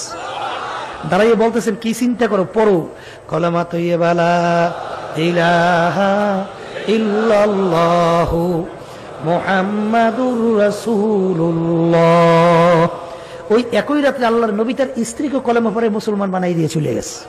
পরদিন ভোরে উঠে একজন আরেকজন জানি কি বলবে। যখন প্রকাশ হয়ে গেল, আল্লাহর দরবারে শুকরিয়া আদায় করে, মাবুদ আপনার দরবারে কোটি শুকরিয়া, আপনি আমাদেরকে মুসলমান বানাই দিয়েছেন। মুসলমান হইয়া যখন প্রেসিডেন্ট ছিলেন এরশাদ সাহেব, তখন বাংলাদেশে আসছিল। পরে নাম রাখছিল ডক্টর ইসলামুল হক। আপনাদের জানা আছে? আছে জানা? বিভিন্ন জেলায় জেলায় ঘুরে ঘুরে দাওয়াত দিয়া যখন চাপে টেকতে পারে নাই, তখন বাংলাদেশ থেকে বাংলাদেশে চলে গেছিল। হায়াত শেষ, কবরে চলে গেছে। আল্লাহ তার দরজা বেহেশতে বুলন্দ করে দেয়। বাজান, এই আলোচনা আমি সংক্ষেপে এর জন্য করছি, এর চেয়ে বড় বড় জ্ঞানী বুদ্ধিমান আছেন কয়জন? কথা কন। নাই নাই। তাই যদি নাই থাকে, শোনেন, আরবের কাফেরেরা তারা কিন্তু দেখবেন কোরআনুল কারীমের যে ছোট্ট সূরা দিয়ে তো আল্লাহ চ্যালেঞ্জ দিচ্ছে। 114টা সূরা না কোরআনুল কারীমের, তার ভিতরে ছোট্ট সূরা ইন্না আতাইনাকাল কাউসার ফাসাল্লি লিরাব্বিকা ওয়ানহার ইন্না শানিআকা হুয়াল আবতার। কয় লাইন? 3 লাইন না? যে কোনো একটা কবিতা হইতে হইলে 2 পংক্তি লাগে। কয় পংক্তি? 2 লাইন মিললে একটা কবিতা হয়। এখানে প্রথম 2 লাইন পাইলাম, শেষে 1 লাইন পাইলাম, আর 1 লাইন পাইছি। এখন কবি সম্রাট ইমরুল কয়েস, তার কাছে একজন বলতেছে যে এরকম ভাবে 3 লাইন পাইছি, আর 1 লাইন পাই না, এর লগে একটা লাইন মিলাই দিতে পারো? তা সে তো কবি সম্রাট, এদের তার কাছে ওটা ব্যাপারই না। কল দাও মিলাই দেই। কিন্তু যখন মিলাইতে গেছেই দেখে যে এর সঙ্গে কোনো লাইন তো মেলে না। তাই আমাকে ছোটবেলায় কথা আছে, যখন আমরা পরীক্ষা দিতাম তখন যদি মনে না থাকতো কলম কামড়াইতাম আর কানের মধ্যে দিয়ে রাখতাম, বলে মনে হয় বলে এই জন্য দিয়ে রাখতাম, বুঝছে? আর বইবে কলম কামড়ায়, চিন্তা করে ব্যাপার কি, মেলে না কা। একটা লাইন মেলছে, ইন্না আতাইনাকাল কাউসার ফাসাল্লি লিরাব্বিকা ওয়ানহার ইন্না শানিআকা হুয়াল আবতার হাযাল কালাম লাইসা মিনাল বাশার। সবাই জোরে বলেন সুবহানাল্লাহ। লাইন একটা মেলছে, অর্থ জানবেন না? এই যে কালাম দেখো, এই কালাম দুনিয়ার কোন মানুষের কালাম না। সবাই জোরে বলেন সুবহানাল্লাহ। মিলাইতে পারছে? এই আল্লাহর বান্দারা মিলাইতে পারছে? এরপর শেষ। বেশি আর বেশি আলোচনা করব না। আমার আব্বাজান প্রায় বলতেন, হে দুনিয়াদাররা, হে ইসলাম বিদেশি চক্র, হে বৈজ্ঞানিক দার্শনিক, এই মুসলমানদের জন্য আজকে রোহিঙ্গা মুসলমানদেরকে যেভাবে মারতেছে, বর্বর যুগ, জাহিলিয়াত যুগ, অসভ্যর যুগ ছাড়াই গেছে। এখন জাতিসংঘের কথা নাই, এখন তারা নিশ্চুপ বসে বসে তামসা দেখে মুসলমান মারে। আরে আফসুস। কিন্তু আমার বাজানদেরকে বলবো যে তোদের মুসলমান মারার জন্য কোনো বিমান থেকে বোমা ফেলানো দরকার নাই, কোনো অত্যাধুনিক অস্ত্র ব্যবহার দরকার নাই, ক্লাশিনকোভ সহ বিভিন্ন অত্যাধুনিক মেশিন গান সহ এইগুলো দরকার নাই। পারলে তোমরা সবাই একত্রিত হইয়া কোরআনুল কারীমে একটা ভুল বের করে দেখাও, মুসলমানিত তামাম দুনিয়াব্যাপী আর থাকবে না। জোরে বলেন কথা ঠিক না ভাই? ঠিক বাজান শোনেন, এই যে আসমানি 4 কিতাব তার ভিতরে পরিবর্তন আসলো, কোরআনুল কারীমে পরিবর্তন নাই কেন? দেখেন কোরআনুল কারীমে সত্য কেমনে মেলে, গদে গদে মেলে। আমরা গ্রাম্য করি গদে গদে মেলে। আল্লাহ রাব্বুল আলামিন কোরআনুল কারীম নাযিল করার পরে বলছেন, ইন্না নাহনু নাযালনা যিকরা ওয়া ইন্না লাহু লাহাফিজুন। কোরআনুল কারীম নাযিল করলাম আমি, ওর হেফাজত সংরক্ষণের দায়িত্ব নিলাম আমি। কে বলছেন? জোরে কর, জোরে কর। তাহলে তোমরা যত শক্তি চেষ্টা করো কোরআনুল কারীমে কিন্তু ভুল বের করতে পারবা না। জোরে বলেন কথা ঠিক না? তাই কোরআনুল কারীম কি এই আলোচনার মাধ্যমে কি বললেন? সত্য। আমি আসতে বলছি, আপনারাও আসতে বলছেন। সত্য, সত্য প্রমাণিত। তাই সত্য যদি হয় এখন শেষ তো আজকেই বয়ান শোনা লাগবে, তো কবুল করার মালিক আল্লাহ। জোরে বলেন কথা ঠিক না? তাই কোরআনুল কারীম যদি সত্যই হয় তো এখন শোনেন, সংক্ষেপে বলতেছি, আল-ইয়াওমা আকমালতু লাকুম দীনাকুম ওয়া আতমামতু আলাইকুম নি'মাতি ওয়া রাদিতু লাকুমুল ইসলাম দীনা। আল্লাহ রাসূল সাল্লাল্লাহু আলাইহি ওয়াসাল্লাম জাবালে রহমাতের গোড়ায় বৈশা প্রায় 100 লক্ষ সাহাবায়ে কেরামদের উপস্থিতিতে এই আয়াত শরীফ তেলাওয়াত করে শুনাইছিলেন তার বাহনের উপরে দাঁড়াইয়া। বিদায় হজের ভাষণ, কথা বোঝেন নাই? কি বলছেন? হে আমার উপস্থিত সাহাবারা, কিয়ামত পর্যন্ত উম্মতরা, আজকের এই দিন ইসলাম বা দিন পরিপূর্ণ হয়ে গেল। সবাই জোরে বলেন সুবহান। এর অর্থ কি? দিনের কমতি বাড়তি আর কোনো দিক নাই। বলেন দিন পরিপূর্ণ, ইসলাম পরিপূর্ণ, বাড়তি কমতি আর কোনো দিক নাই। পাইলেন এই আয়াত, ঠিক আছে না? এখন অন্য আয়াতে আল্লাহ কি বলছেন শোনেন, ইয়া আইয়ুহাল্লাযীনা আমানু দুখুলু ফিস সিলমি কাফা। হে ঈমানদাররা, কাদেরকে বলছেন? জোরে বলেন। এখন ঈমানদার কাকে বলে একটু সংক্ষেপে বলা লাগে না? ঈমান একটা আরবি শব্দ, বাংলা অর্থ বিশ্বাস। এই ঈমান 3 জিনিসের নাম। কয় জিনিস? বলেন, মুখ খুলে বলেন। মুখে স্বীকার করা লাগবে আল্লাহ কয়জন, অন্তরে বিশ্বাস করা লাগবে আল্লাহ কয়জন, কাজের দ্বারা প্রমাণ করে দেখানো লাগবে আল্লাহ কয়জন। মুখ, অন্তর, কাজ যখন এক হবে তাকে বলা হয় ইমানদার। ইমানদারের ব্যাখ্যা বুঝছেন? মুখে স্বীকার করা লাগবে ক্ষমতার মালিককে, অন্তরে আস্তে কনকা কাজের দ্বারা প্রমাণ করে দেখানো লাগবে ক্ষমতার মালিককে। তাহলে মুখ, অন্তর, কাজ যখন এক হবে তাকে বলা হবে কি? ইমানদার। ও বাংলাদেশের 92 জনের মতো মুসলমান, আজকে বাংলাদেশের ভিতরে এত মসজিদ, এত মাদ্রাসা, এত হাজি, এত নামাজি কলেমাগো মুসলমান, এই বাংলাদেশের মধ্যে এক শ্রেণী আমার বাবারা আছে, পর্দার আড়ালের মা বোনেরা আছে, তারা মনে করে বিএনপি যদি ক্ষমতায় না আসে বাঁচব না। জোরে চিৎকার মেরে নাউজুবিল্লাহ। কেউ মনে করে আওয়ামী লীগ যদি ক্ষমতায় না আসে বাঁচব না। আছে না নাই? কেউ মনে করে জাতীয় পার্টি যদি ক্ষমতায় না আসে বাঁচব না। কেউ মনে করে চাকরি যদি না থাকে বাঁচব না। কেউ মনে করে ব্যবসা যদি না থাকে বাঁচব না। ওদিকে ঈমান নেওয়ার সময় পড়ছিল খয়রিহি ওয়া শাররিহি মিনাল্লাহি তাআলা ওয়াল বা'সি বা'দাল মাউত। বাসান্না মালিক, মারুন্না মালিক, মুখ খুলে কে? তাহলে এখন বাসান্না মালিক বিএনপি, মারুন্না মালিক আওয়ামী লীগ, আবার বাসান্না মালিক আওয়ামী লীগ, মারুন্না মালিক বিএনপি। এখন আল্লাহ তো আর নাই, হ্যাঁ? ওদিকে কইছে ভালো লেবার বাসুন না মালিক, মারুন না মালিক, ভালো মালিক, মন্দের মালিক। আর এখন কয় বিএনপি আর কয় আওয়ামী লীগ। ইমানের অবস্থা কি? কারবারটা কি? এক হাদিসের ভিতরে আসছে, আল্লাহর হাবিব বলছেন, 1000 লোকের মধ্যে 999 জন লোক জাহান্নামী। এতে আল্লাহর বেশি অসুবিধা না? কথা কয় না কা? এত লোক জাহান্নামে যায়, এটা আল্লাহর অসুবিধা না? এ আল্লাহর বান্দারা, কবরের যাত্রীরা, আমার মালিক 18,000 কম বেশি মাখলুকাত সৃষ্টি করছেন। কত? 18,000 কম বেশি মাখলুকাত। এর ভিতরে একটা মাখলুকের নাম হলো মানুষ। কয়টা মাখলুক? এই আল্লাহর বান্দারা, একটা মাখলুকের নাম মানুষ। অন্যান্য যে মাখলুকাত গুলো আছে, এই মাখলুকাত গুলো আল্লাহর ইবাদতে লিপ্ত না? তারা আল্লাহর তাসবিহ আদায় করে না? যারা সারদাম বাগুয়াদ আল্লাহু নাগুয়াদ টান টানা টুন টুন না টু টু। তুমি আর আমি শুনি পাখিগুলাই টুন টুন টুন টুন শব্দ করে, আসলে ওদের ভাষায় ওরা বলে আল্লাহ আল্লাহ।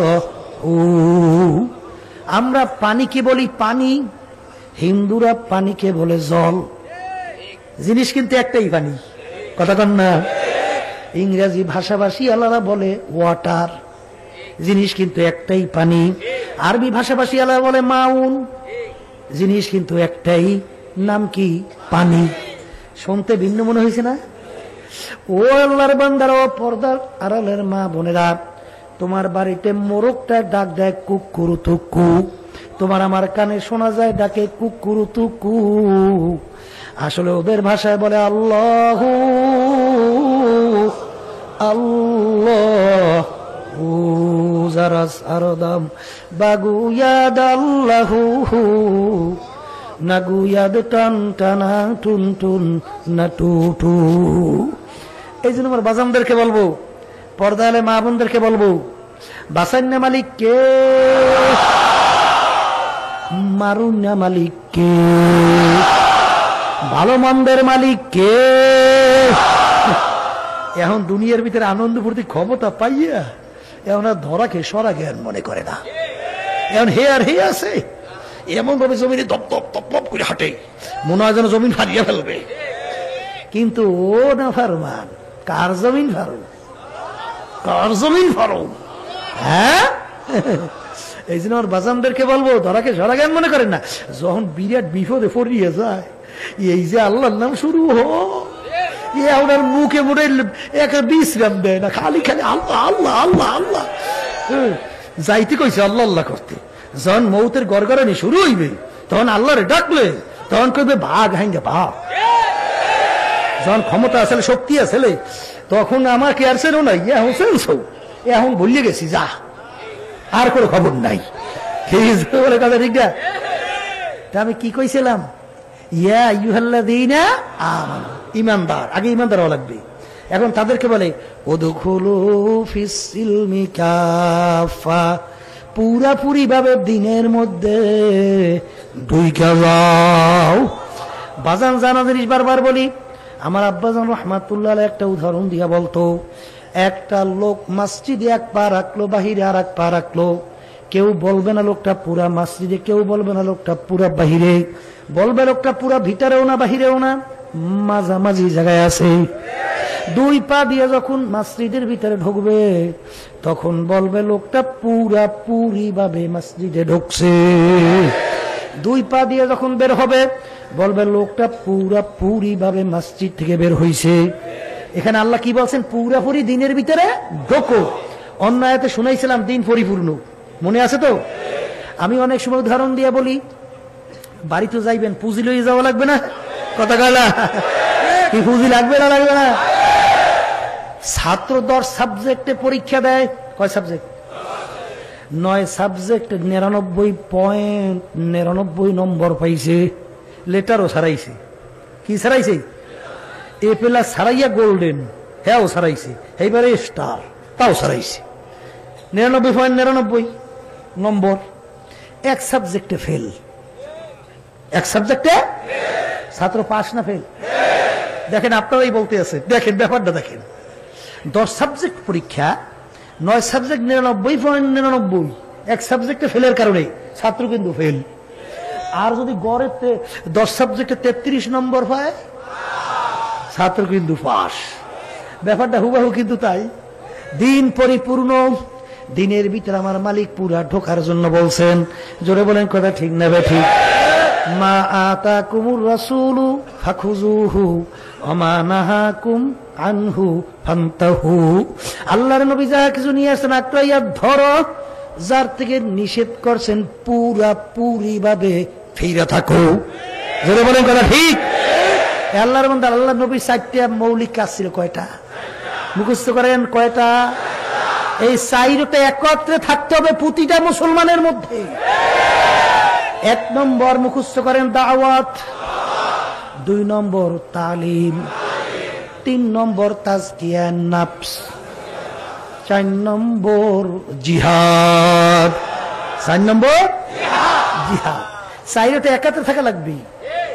দাওয়াত যদি না দেন মানুষ দিন বুঝবে কিভাবে? দিনের পক্ষে আসবে কিভাবে? দাওয়াত লাগবে না? আসার পরে কিভাবে নামাজ পড়বে, কিভাবে রোজা রাখবে, কোনটা হারাম কোনটা হালাল, কোনটা ফরজ কোনটা ওয়াজিব, কোনটা সুন্নাত, কোনটা হারাম, কোনটা মাকরুহ তাহরিমা, কোনটা মাকরুহ তানজি, জানা লাগবে না? এই ইলম শিক্ষা করো, কথা কন না? এই ক্ষেত্রে যে আমার আব্বাজান বলতেন, যেই আমল ফরজ তার ইলম শিক্ষা করাও কিন্তু ফরজ, যেই আমল ওয়াজিব তার ইলম শিক্ষা করাও ওয়াজিব, যেই আমল সুন্নাত তার ইলম শিক্ষা করাও সুন্নাত। জোরে বলেন। এই ক্ষেত্রে যে আমার আব্বাজান বলতে, চরমনায়ের কোন মুজাহিদ মূর্খ থাকতে পারবে না। চরমনায়ের প্রত্যেকটা মুজাহিদকে আলেম হওয়া লাগবে। এই জন্য আব্বাজান কিন্তু মিশন চালু করে গেছেন যে প্রত্যেকটা যেন মুসলমান হইতে পারে। বুড়াদের জন্য বয়স্ক ট্রেনিং কোর্স, কি কথা কন না? বাচ্চাদের জন্য কোরআনুল কারীম দিন শেখার চলার জন্য ব্যবস্থা, কি কথা ঠিক না? এই ইলম লাগবে। 3 নম্বর বসে তাজকিয়া নফস, অর্থ কি?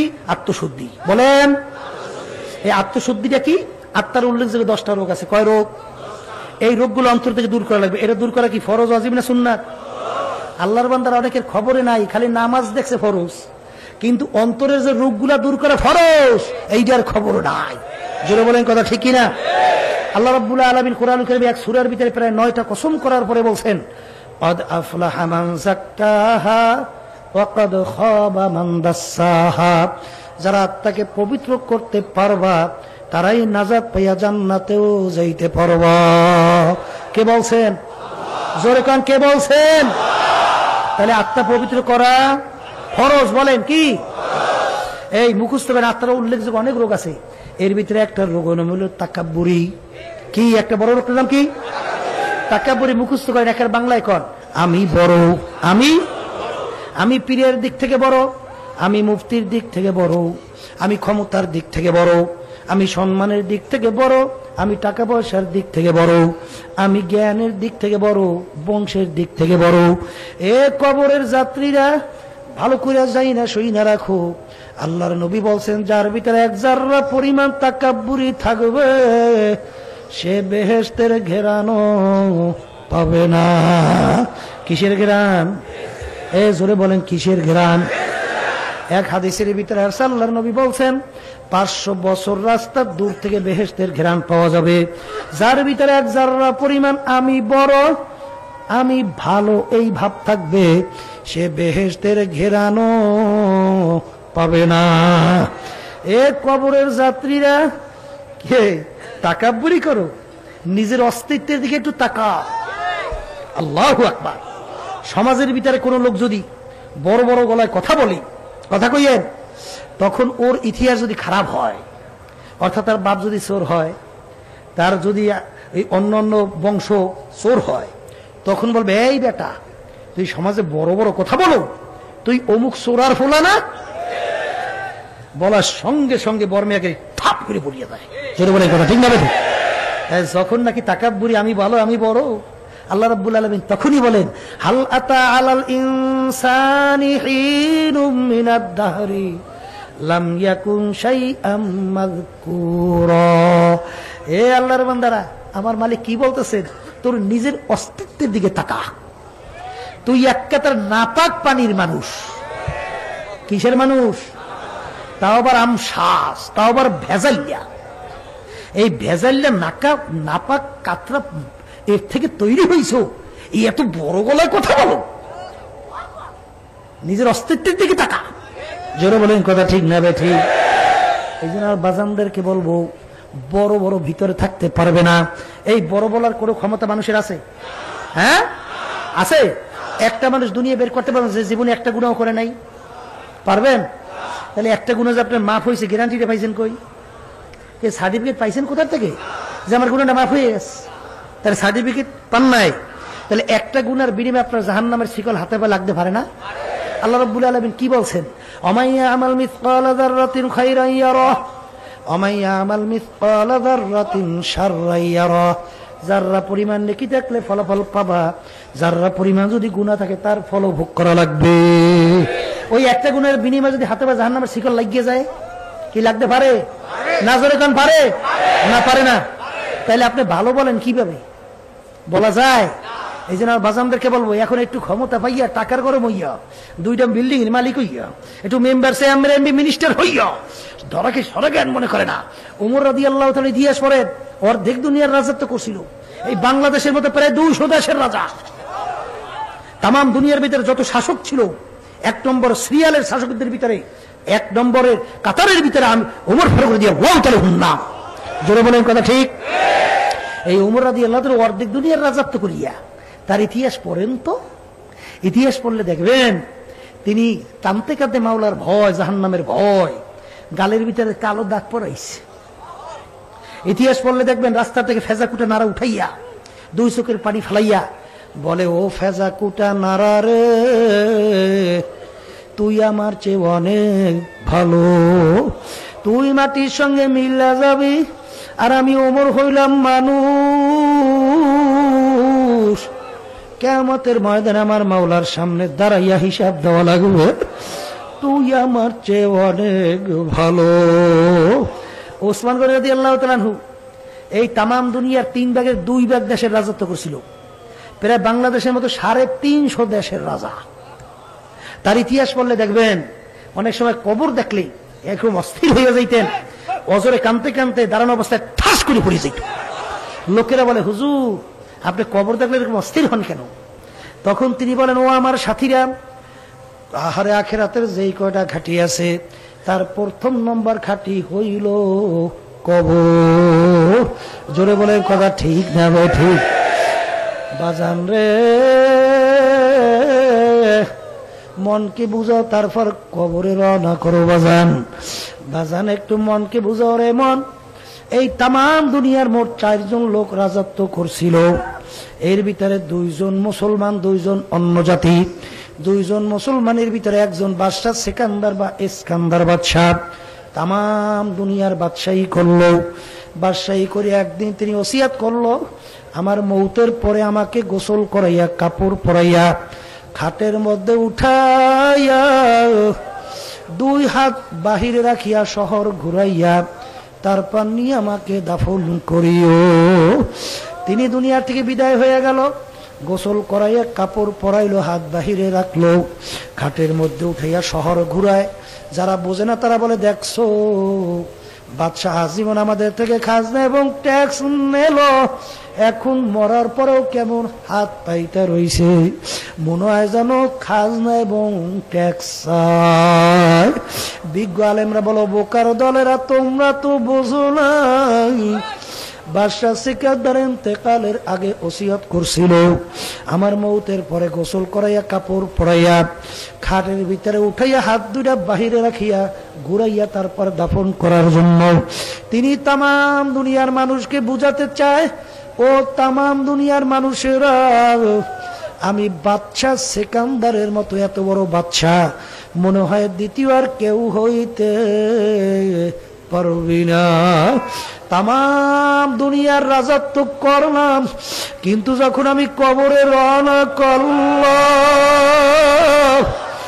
একেবারে 2টা খালি হাত নিয়ে কবরে রওনা করলাম, আর কিছুই নিতে পারলাম না।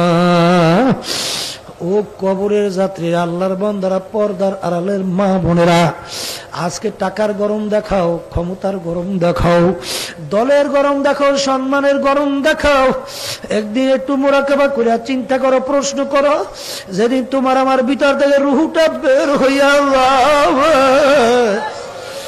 এখন তাকাইয়া দেখো তোমার বড় মেয়াগিরি কোথায়, তোমার টাকার গরম কোথায়, ক্ষমতার গরম কোথায়। আল্লাহু আল্লাহ। বাবারে, বলকের বাদশা ইব্রাহিম বিন আদহাম রহমাতুল্লাহ আলাইহি, আগের যুগে বাদশার বড় সম্মান ছিল, বড় ক্ষমতা ছিল। বাজান, তার বাড়ির দরজায় তার সিংহাসন, রাজ দরবারে এক রাস্তার ফকির ভিখারি যাইয়া বলে, বাদশা রে, আপনার এই মুসাফির খানা আমি একটু থাকতে চাই। বাদশা বলল, বোকা, তুমি তো আমার ইজ্জত নষ্ট করছো, এইটা হলো আমার স্থায়ী বাড়ি, আমার রাজ সিংহাসন, বলে এইটা আমার সবসময় রইল স্থায়ী বাড়ি, এটাকে বানাইছো তুমি মুসাফির খানা। তখন মুসাফির বলে, বাদশা রে, ভুল হইলে মাপ চাই, স্থায়ী বাড়ি কাকে বলে, মুসাফির খানা কাকে বলে? তখন বাদশা বলে, ওরে পাগল রে, বাড়ির দরজায় একটা ঘর দেখছি, ওইটা হইল মুসাফির খানা। হুজুর, ওইটার পরিচয় কি?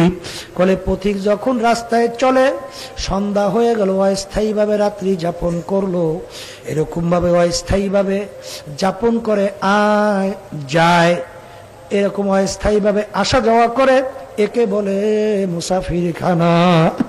তখন মুসাফির বলে, বাদশা রে, তাহলে এই বাড়িতে মনে হয় আপনি দুনিয়া সৃষ্টির পর থেকেই আছেন। তখন বাদশা বলে, ওরে বোকা মুসাফির রে, না না না, আমার আগে ছিল আমার আব্বা। কলে, হুজুর আপনার আব্বা কোথায় গেল? কলে, আমার আব্বা তো কবরে চলে গেছে। কলে, হুজুর আপনার আব্বা কি আসবে না?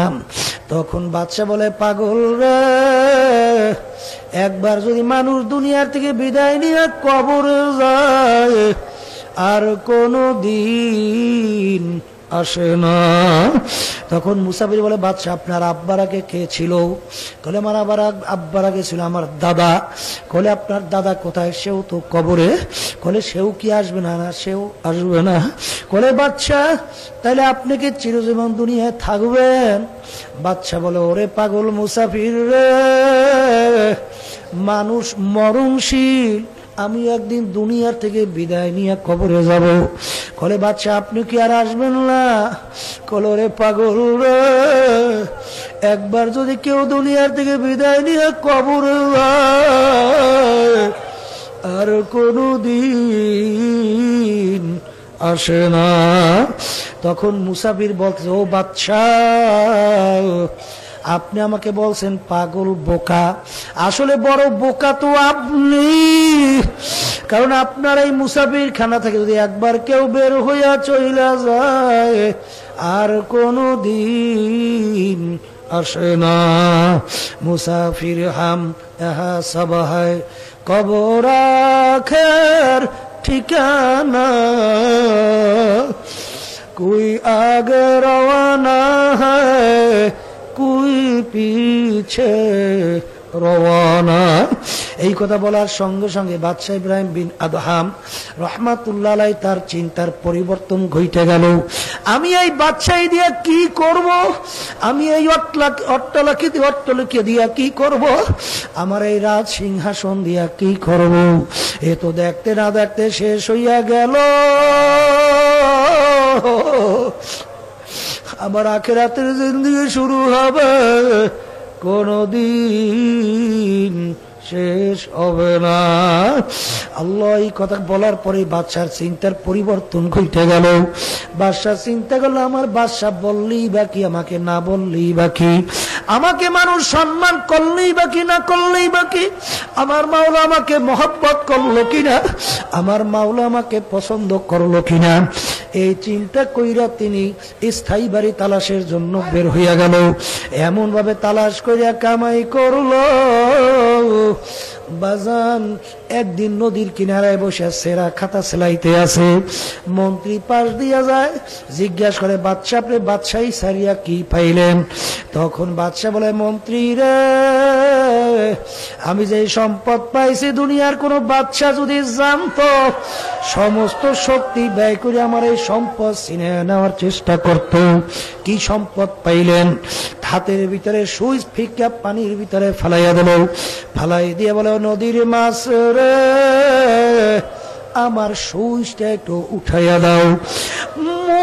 মাছ মুখের ভিতরে সুইচ নিয়া আইসা বাদশার সামনে হাজির হয়ে গেল। আহারে, তখন বাদশাহ ডাক দিয়ে বলো, মন্ত্রী দেখ আমি কি সম্পদ কামাই করছি। এই জন্য আমার বাজানদেরকে বলবো, পর্দার আড়ালের মা বোনদেরকে বলবো, কোন দুনিয়ার পিছনে পড়ছেন, কোন ক্ষমতার পিছনে পড়ছেন। আমার আব্বাজার একটা উদাহরণ দিয়া বলতো, বাজান ডাকাইতের দলের সর্দার থাকে, সর্দারের কত পাওয়ার।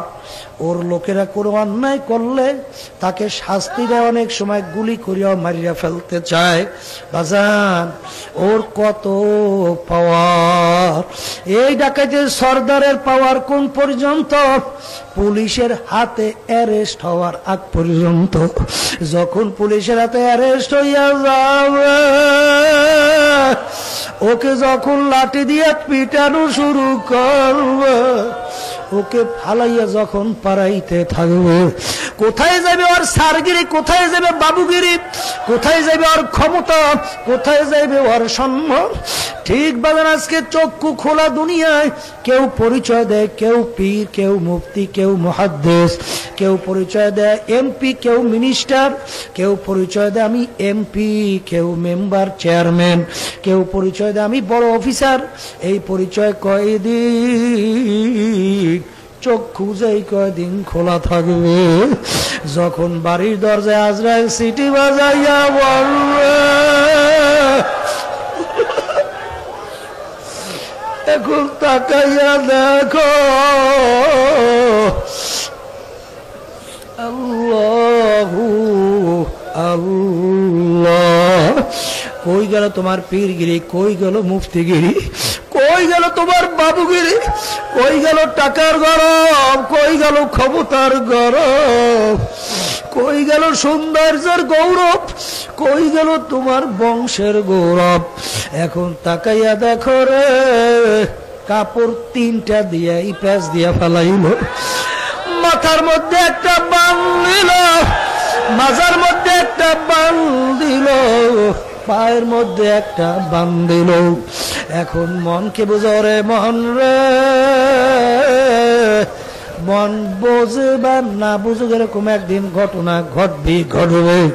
এখন মনকে একটু মাঝে মধ্যে নিরিবিলি ডাক দিয়া বলো, মাথার বান্দে বোঝা গেল রে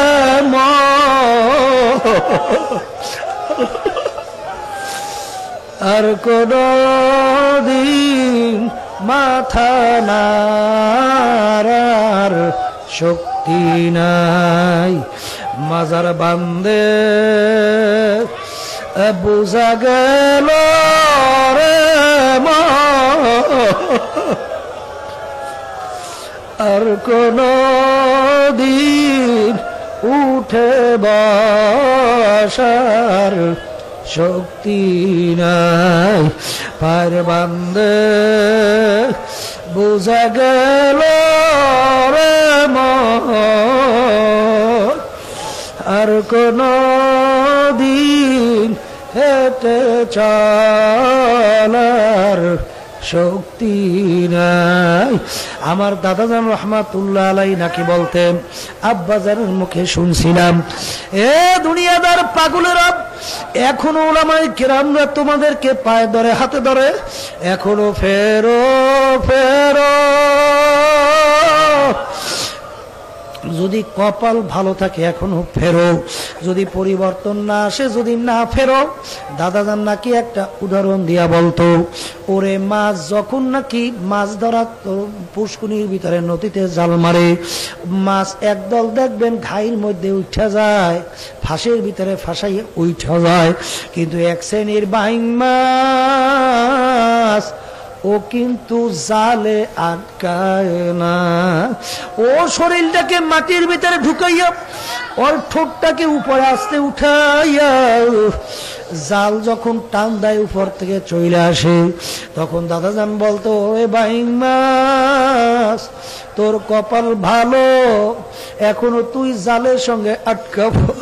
যদি জালের সঙ্গে তুই না ওঠো, ওদিকে টেডা নিয়া কুফাইতে কুফাইতে আইতে আছে, ওদিকে কোচ দিয়া কুফাইতে কুফাইতে আসতে আছে। যখন তোর কলিজার মধ্যে টেডা কাটা ঢুকে পড়বে, ও বাইং মাছ তুই আর তখন পানির মধ্যে থাকতে পারবি।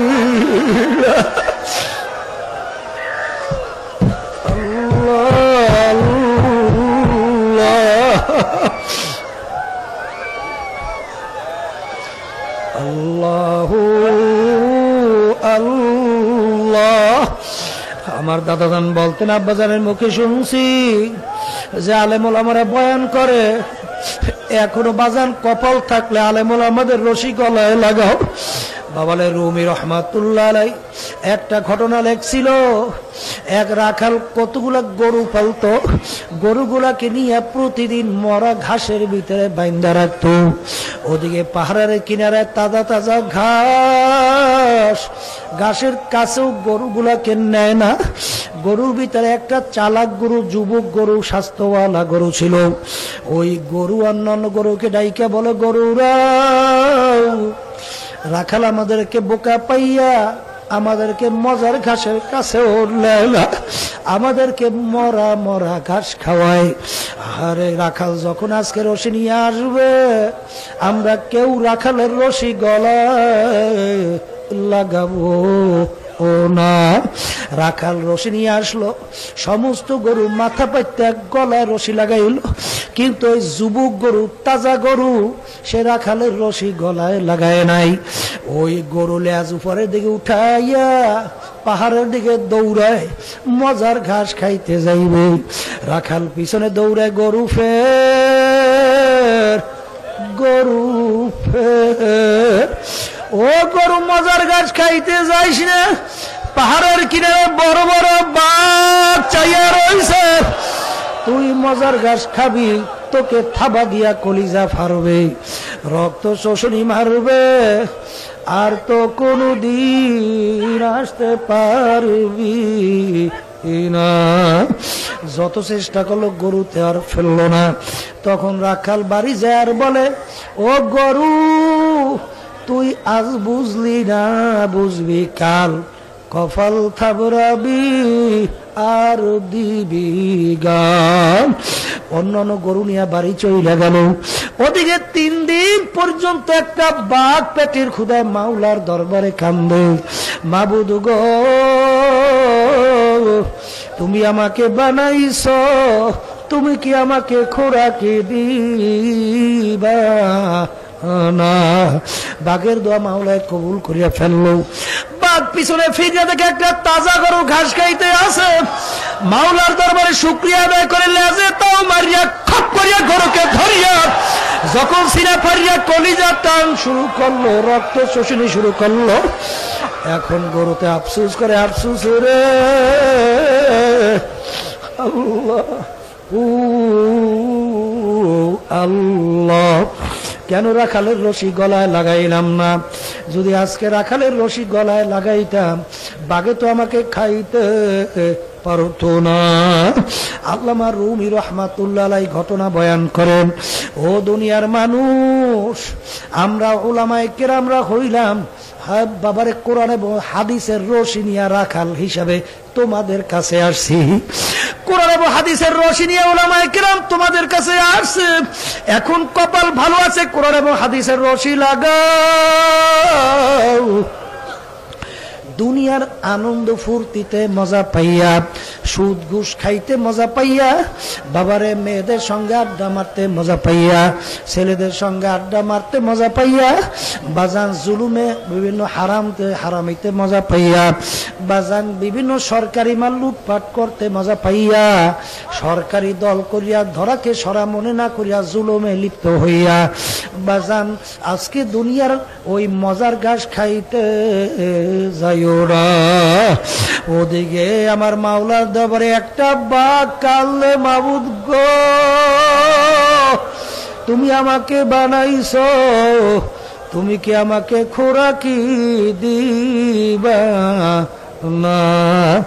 ওই বাঘের নাম হলো জাহান্নাম। আল্লাহু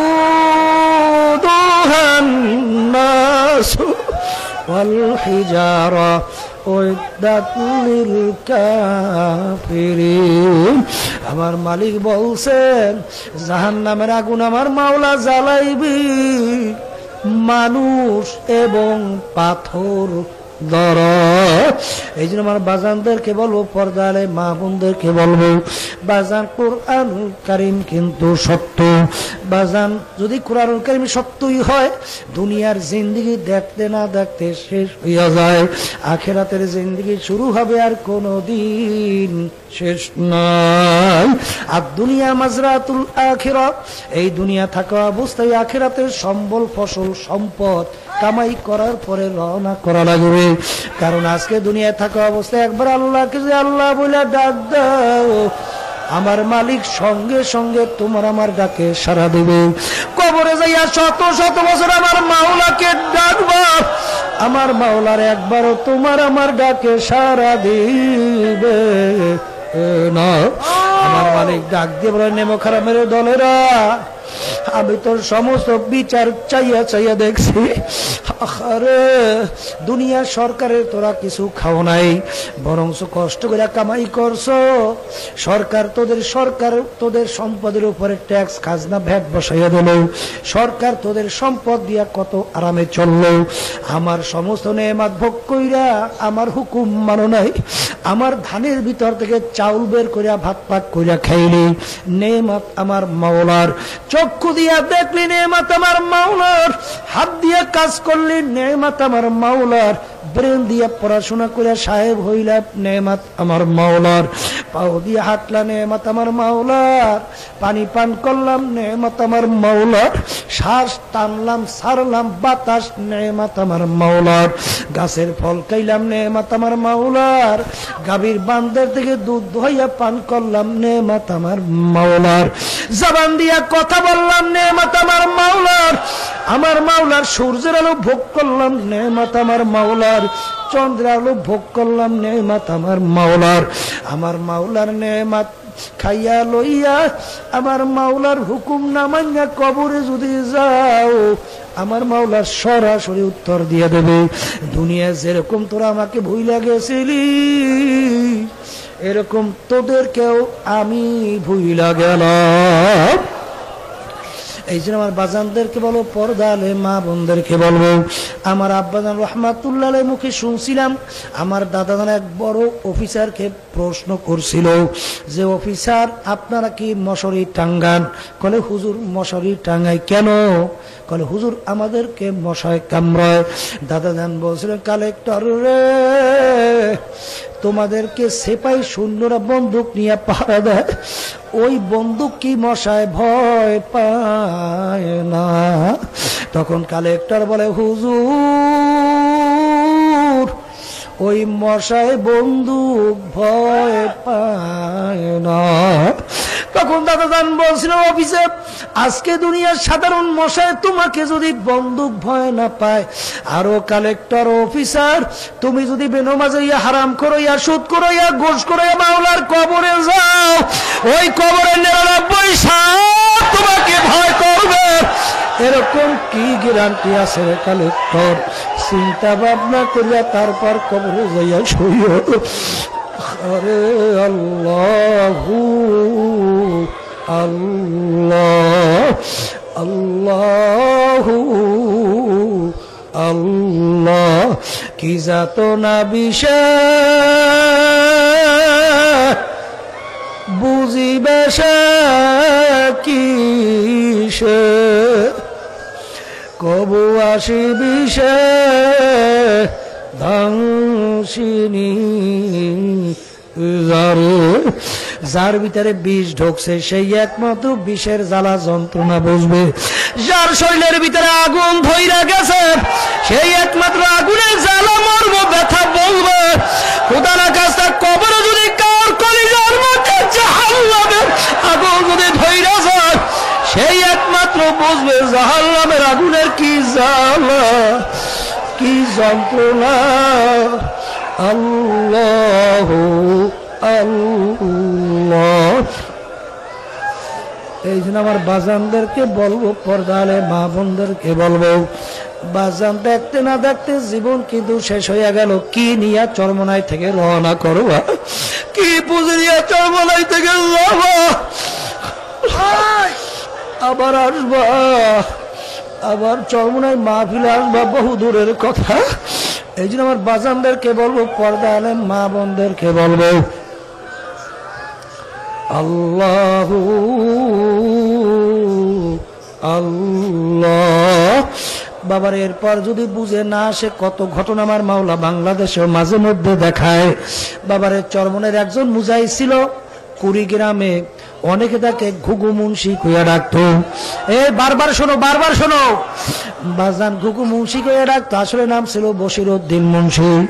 ঘুঘু মুন্সি কেন বলতো? রাস্তা দিয়ে হাঁটতো, এমন ভাবে আমার মাওলার জিকির করতো, মনে হয় যেন ঘুঘু বলতে বলতে বাবা তেরি দুনিয়া থেকে বিদায় নিয়ে কবরে যাওয়ার পরে 32 বছর পরে, কত বছর? 32 বছর পরে নদীর ভাঙ্গলে যখন তার কবর ভাঙ্গা গেল,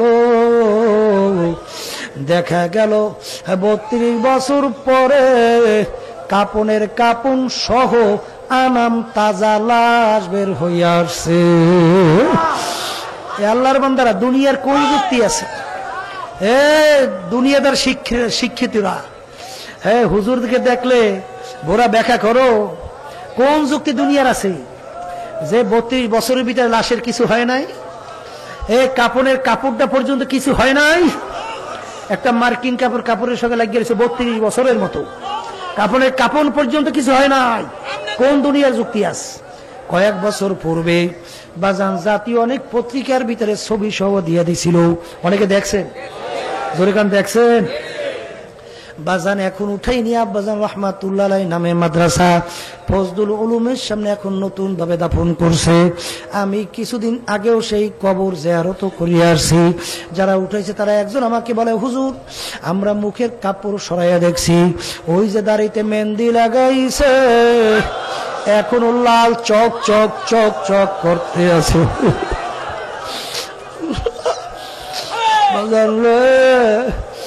আরে আমি কিছুদিন আগে হজ থেকে আসলাম, মদিনা শরীফ আমাদের এক চরমনায়ের মুজাহিদের সঙ্গে কথা বলতে আছি।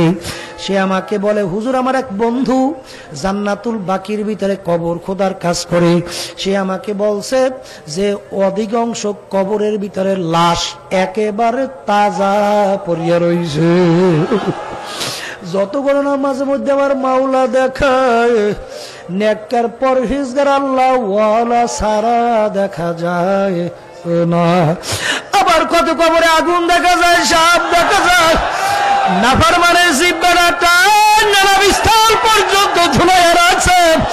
কত নাফরমানের চেহারা শুয়ারের চেহারা হইয়া পড়িয়া রইছে, কত নাফরমানের কবরের ভিতরে ধাউ দাউ দাউ দাউ করে আগুন জ্বলে।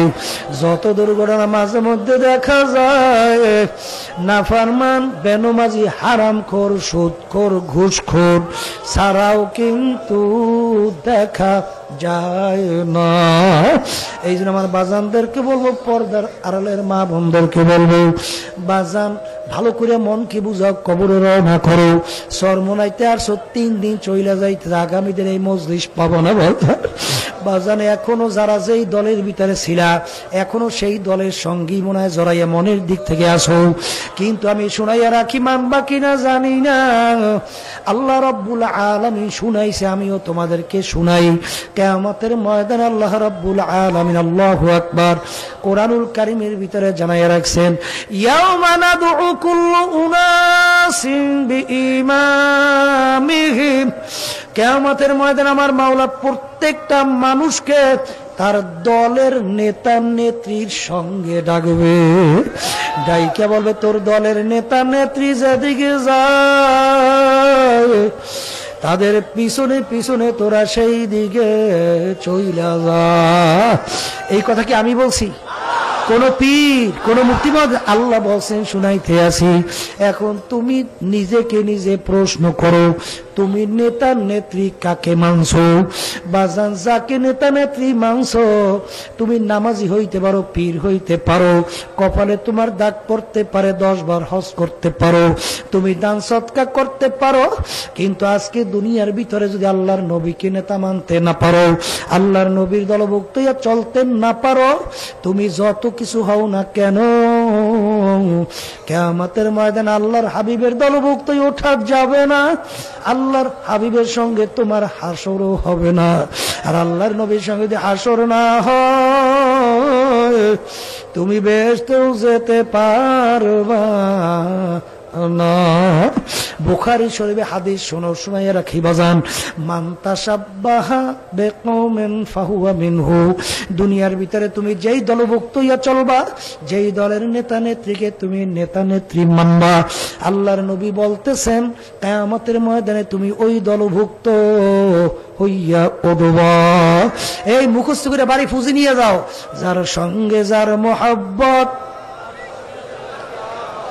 তার সঙ্গে তার কিয়ামত। বলে, যার সঙ্গে যার মোহাব্বত, তার সঙ্গে তার কিয়ামত। এই জন্য আমার বাজানদেরকে বলো, পর্দালে মা বোনদেরকে বলবো, বাজান 4 নম্বরে বলছিলাম জিহাদ। মুসলিম শরীফে হাদিসের ভিতরে আল্লাহর নবী বলছেন, মান রাআ মিনকুম মুনকারান ফালিয়ুগাইয়িরহু বিয়াদিহি ফাইল্লাম ইয়াস্তাতি' বিলিসানিহি ফাইল্লাম ইয়াস্তাতি' বিকলবিহি ওয়া যালিকা যাফুল ঈমান। আল্লাহর নবী বলছেন, অন্যায়ের বিরুদ্ধে তোমাদের যদি শক্তি থাকে, অন্যায়কে হাত দিয়া ফিরাইয়া দাও।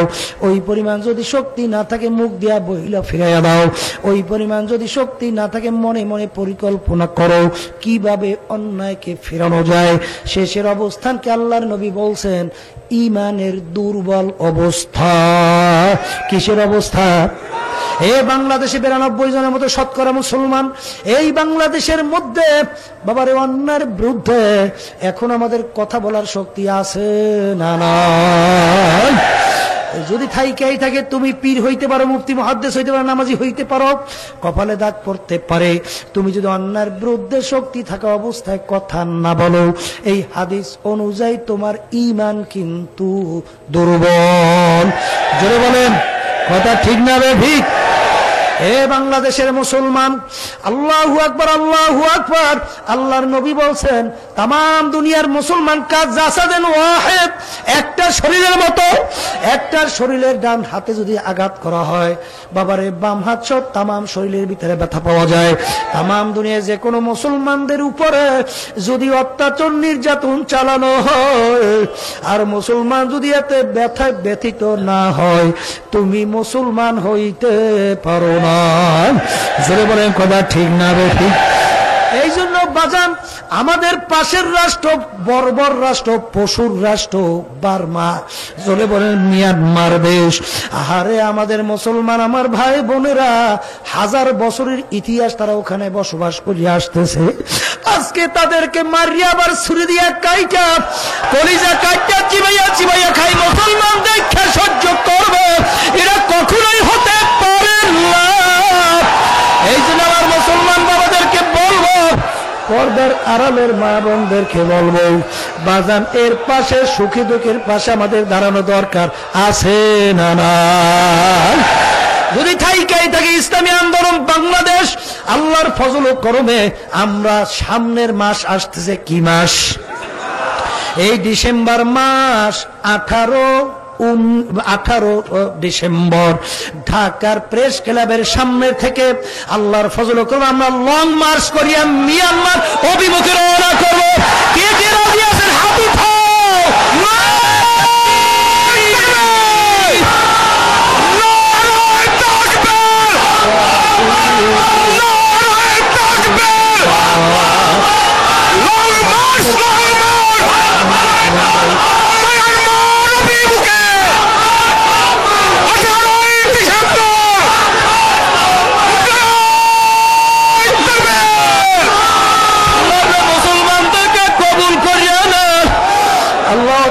নির্যাতন থেকে মুসলমান বাবাদেরকে বাঁচাও। আল্লাহু আল্লাহ আল্লাহু আল্লাহ।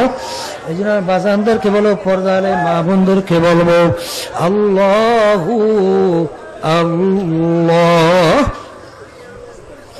আমার আব্বাজান রহমাতুল্লাহ আলাই আমাদের এই সামনে ডিসেম্বরের 5 তারিখ আল্লাহর ফজল করমে ধাপে ধাপে আমরা জেলা ভিত্তিক প্রোগ্রাম করছি। আমরা প্রতিবাদ জানাইতেছি আমাদের বাংলাদেশ সরকারকে আমরা আবারও অনুরোধ করব, আজকে চীন বিজাতি রাষ্ট্র, তারা যদি মানবতার দিকে তাকাইয়া তাদের বর্ডার যদি উন্মোচন করার পরে তাদেরকে যদি আশ্রয় প্রশ্রয় দিতে পারে, আমাদের বাংলাদেশে 92 জন মুসলমান আর আজকে রোহিঙ্গা, আল্লাহু আকবার, নির্যাতিত আমার মা বোনেরা, আল্লাহু আকবার, আমার ভাইরা, বাংলাদেশের বর্ডার খুলে দেওয়া হোক, বাংলাদেশের বর্ডার খুলে দেওয়া হোক, বাংলাদেশের বর্ডার খুলে দেওয়া হোক, তাদেরকে আশ্রয়ের ব্যবস্থা করা হোক। বাজান মরার সঙ্গে মানুষ মারে, এখানে কোনো আইন টাইন নাই বাজান। এই জন্য সরকারকে উদাত্ত আহ্বান জানাবো, আপনারা স্বাধীনতা যুদ্ধের কথা কেন ভুলে গেলেন? যখন স্বাধীনতা যুদ্ধ শুরু হয়েছিল আমাদের পাশের রাষ্ট্র ভারত কিন্তু বর্ডার খুলছিল, সেই কথা ভুলে গেছে। আর আজকে মুসলমানরা আজকে এখানে জায়গা লইবে, আমরা বলছিলাম সরকারের সহযোগিতা প্রয়োজন হলে আমরা ইসলামী আন্দোলন বাংলাদেশ তাদের পাশে থাকবো, বাংলাদেশ সমস্ত মুসলমান সমস্ত মানবতাবাদী তাদের পাশে থাকবে। তারপরে তাদের আশ্রয় প্রশ্রয় দেওয়ার জন্য আমি সরকারকে উদাত্ত আহ্বান জানাবো। কি আমাদের দাবি কি ন্যায্য না অন্যায্য? ন্যায্য হয় সরকারকে বলবো যে আপনার আল্লাহর রাস্তায় আমাদের দাবি কি মানবেন। সাথে সাথে আমি বাজানদেরকে বলবো, পর্দার আলার মা বোনদেরকে বলবো, ইয়া আইয়ুহাল্লাযীনা আমানু দুখুলু ফিস সিলমি কাফা, হে ঈমানদাররা পুরাপুরি ভাবে দিনের ভিতরে ঢোকো। যদি আজকে না ঢুকে কবরে যাও, আমার মাওলা যে জাহান্নামের আযাবের ঘোষণা দিয়েছেন, ওই 1 সেকেন্ডের আযাব সহ্য করার শক্তি দুনিয়ার কোন মানুষের নাই। আল্লাহ আল্লাহ আল্লাহু আল্লাহ। এই জন্য আমার বাজানদেরকে বলবো, সেই ঢাকায় আপনার আল্লাহু আকবার, আবার সেই ওই সাংবাদিক প্রেস ক্লাবের সামনে থেকে আমরা লং মার্চ শুরু করব। আল্লাহ যদি কবুল করে বাঁচাই রাখে সকাল 9টার থেকে আপনারা যাইতে কে কে রাজি আছেন? আল্লাহ হাত জাগান, সবাই হাত জাগাইছেন? নারায়ে তাকবীর। হাত নামান, হাত নামান। আল্লাহ আপনি সহজ করে দেন, আল্লাহ আপনি কবুল করে নেন, আল্লাহ আপনি কবুল করে নেন। আল্লাহু আকবার, আল্লাহ বলা হয়েছে আল্লাহু আকবার, আল্লাহু আকবার। दिन के सूरज डूब रही है हम लोगों की सामने, रोज महशर क्या जवाब है मुस्तफा की सामने। এ আল্লাহর বান্দারা, জাহান্নামীদেরকে আমার মাওলা জাহান্নামে কিভাবে রাখবেন? আল্লাহু আকবার, আল্লাহু আকবার, আল্লাহু আকবার। আর দুনিয়ার ভিতরে যেরকম গরুর গলার ভিতরে রশি লাগাইয়া রাখাল টানতে টানতে যেরকম মাঠের ভিতরে নিয়ে বাইন্ধা রাখে, আরে কিয়ামতের ময়দানে জাহান্নামের মধ্যে যখন নাফরমানরা চিল্লাইবে পেটের ক্ষুধায়, আখরে তখন ফেরেশতারা জাহান্নামীদের গলার ভিতরে রশি লাগাইয়া টানতে টানতে নিয়ে হেউজ গাছের বাগানের ভিতরে নিয়ে বাইন্ধা রাখবো। পেটের ক্ষুধায় সহ্য করতে পারবে না, হেউজ গাছগুলা কাঁটাযুক্ত হইবে। ওই হেউজ গাছ যখন খাইবে, কিছু কাঁটা যখন আটকা পড়বে, আল্লাহ পানি পানি বইয়া চিৎকার মারবে। এমন পানি ফেরেশতারা আল্লাহু আকবার দেবে, ওই দুর্গন্ধযুক্ত পুইজ রক্ত যখন ওইটা পান করবে, আল্লাহু আকবার, ওই পেটের ভিতরে যাইয়া সমস্ত নারী বুড়ি পচাইয়া পায়খানার রাস্তা দিয়া জুব জুব জুব জুব করে পড়িয়া যাইবে। আল্লাহ, শরীর অশান্তি শুরু হইয়া যাবে। লা ইয়ামুতু ফিহা ওয়ালা ইয়াহইয়া। ওই কষ্টের মধ্যে মানুষ বাঁচবেও না, মরবেও না। মানুষ দুনিয়ার ভিতরে শরীর খারাপ লাগে, গোসল করতে মনে চায়, বলবে আমরা একটু গোসল করব। এমন গরম পানি যখন ওদের মাথার উপরে সারিয়া দেবে, ওই মাথার তালু ভেদ করিয়া শরীরে আল্লাহু আকবার গলার ভিতর দিয়ে পানি যাইয়া পেটের ভিতরে, আর নারী গড়ি পচাইয়া পায়খানার আছে জুব জুব জুব জুব করিয়া পড়িয়া যাইবে। বাজানদেরকে বলো, পর্দালে মা বোনদেরকে বলবো, বাজান ওই শাস্তি সহ্য করার শক্তি দুনিয়ার কিন্তু কোনো মানুষের নাই। এই জন্য দুনিয়া থাকা অবস্থায় মাওলাকে রাজি খুশি করিয়া কবরে যাও। এত টাকা রাখবা কোথায়? কাপনে যে পকেট লাই। আমার বড় লোক বাবারা, ধনী বাবারা, টাকার গরম বাদ দাও, ওই 3 কাপড় দিয়ে পেঁচ দেবে, ওই কাপড়ে তো পকেট নাই। সন্তান দিনদার বানাও, তোমার কবরের পাশে যাই যেন একটু সালাম দেয়, দোয়া করে। আর সন্তান যদি বদ্দিন হয়, তোমার কবরের পাশে যাই একটু সালামও দেবে না, তোমার জন্য আমার জন্য দোয়াও করবে। এই জন্য বাজানদেরকে বলো, পর্দালে মা বোনদেরকে বলবো, বাজান আমিও দোয়া আছি, আপনাদের জন্য দোয়া করি। আরে আর ওই 5 ঔষধ ছাইরো না, ওই মাওলার জেকের সকাল সন্ধ্যায় ছাইরো না। কারণ মাওলার জেকেরের মাধ্যমে কলব পরিষ্কার হয়, গুনাহ দূর হইয়া যায়, ওই কলব আল্লাহমুখী হইয়া যায়। বাজান লক্ষ লক্ষ মানুষ এই ঔষধ পালন করিয়া কেউ ঠগে নাই। এই জন্য মন দিয়া মনের বুঝো, রে মন আমার মাওলাকে এমন ভাবে ডাকবো, আমার মাওলা আমাকে তার কুদরতে কোলে না টান দিয়া পারবে না। এই খেয়ালে যখন নাকি বলবো লা ইলাহা ইল্লাল্লাহ, আরে মুখে বলবো লা ইলাহা ইল্লাল্লাহ, আর লা মাকসুদা ইল্লাল্লাহ, লা মাহবুবা ইল্লাল্লাহ, লা মাশুকা ইল্লাল্লাহ, লা ইলাহা ইল্লাল্লাহ, লা রাজ্জাকা ইল্লাল্লাহ, লা মাশুকা ইল্লাল্লাহ, নাই নাই নাই নাই। আমার পীরগিরি নাই, মুফতিগিরি নাই, মুহাদ্দিসগিরি নাই, অফিসারগিরি নাই। আর আমার গরম বংশের গরম নাই, শিক্ষার গরম নাই, নাই নাই নাই নাই নাই। আল্লাহ বাদে কেহ মাবুদ নাই, লা ইলাহা ইল্লাল্লাহ।